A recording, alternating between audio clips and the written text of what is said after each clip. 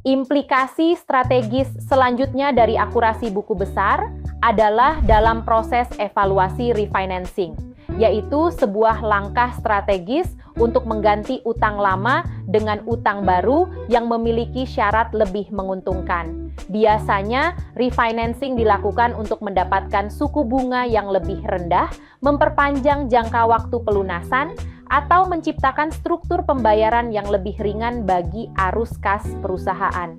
Namun, perlu ditekankan bahwa keputusan refinancing ini sangat bergantung pada 3 data fundamental yang bersumber langsung dari posting buku besar, yaitu saldo utang aktual, beban bunga yang tercatat saat ini, serta posisi arus kas perusahaan yang sesungguhnya. Jika terjadi kesalahan dalam proses posting, misalnya saldo utang yang tercatat lebih rendah dari kewajiban aslinya, manajemen berisiko salah dalam menilai apakah refinancing benar-benar diperlukan atau justru akan merugikan. Ketidaktelitian data ini dapat menyebabkan perusahaan kehilangan momentum untuk menghemat biaya bunga, atau sebaliknya, terjebak dalam biaya penalti yang tidak perlu.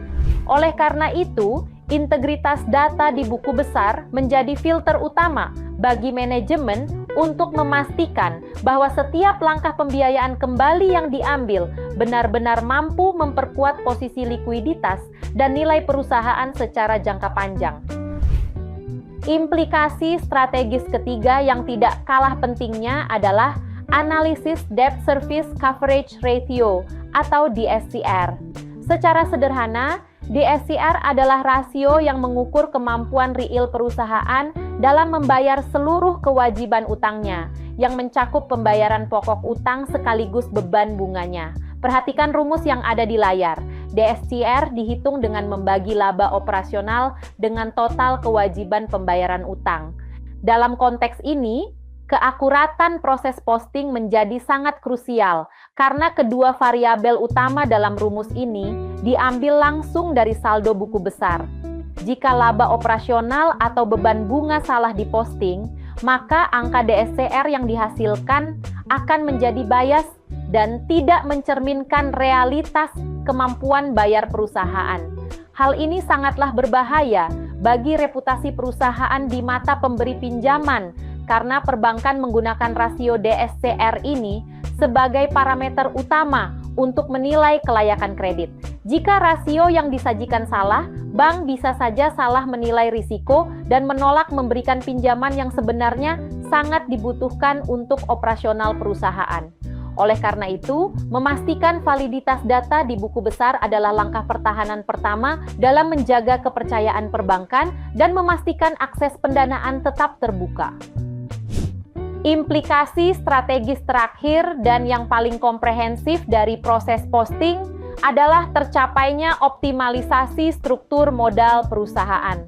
Struktur modal sendiri merupakan komposisi atau perimbangan antara penggunaan utang jangka panjang dan ekuitas sebagai sumber pendanaan permanen perusahaan.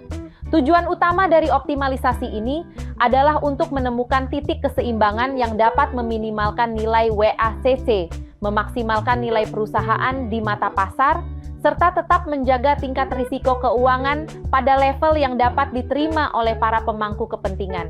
Disinilah peran krusial akurasi buku besar kembali diuji.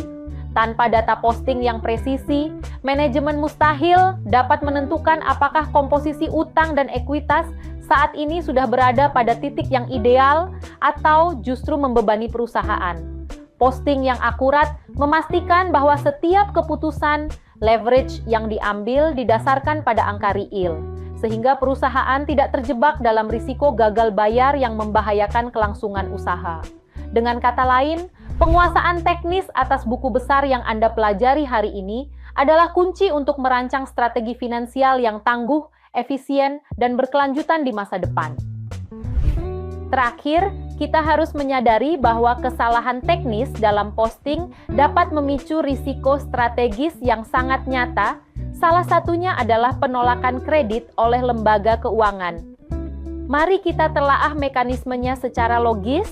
Apabila laporan keuangan menunjukkan laba yang terlalu rendah, ekuitas yang tampak kecil, atau rasio leverage yang terlihat terlalu tinggi akibat salah input data, maka bank secara otomatis akan menilai perusahaan kita memiliki profil risiko yang membahayakan.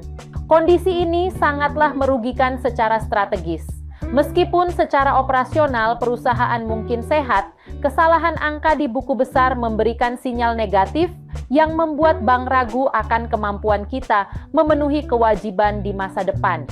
Akibatnya, pengajuan kredit yang seharusnya digunakan untuk ekspansi atau modal kerja bisa langsung ditolak.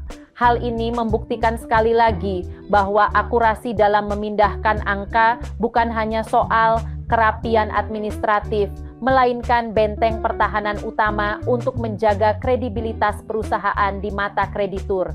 Tanpa data yang valid, akses terhadap pendanaan eksternal akan tertutup, yang pada akhirnya dapat menghambat pertumbuhan, bahkan mengancam keberlangsungan bisnis secara keseluruhan.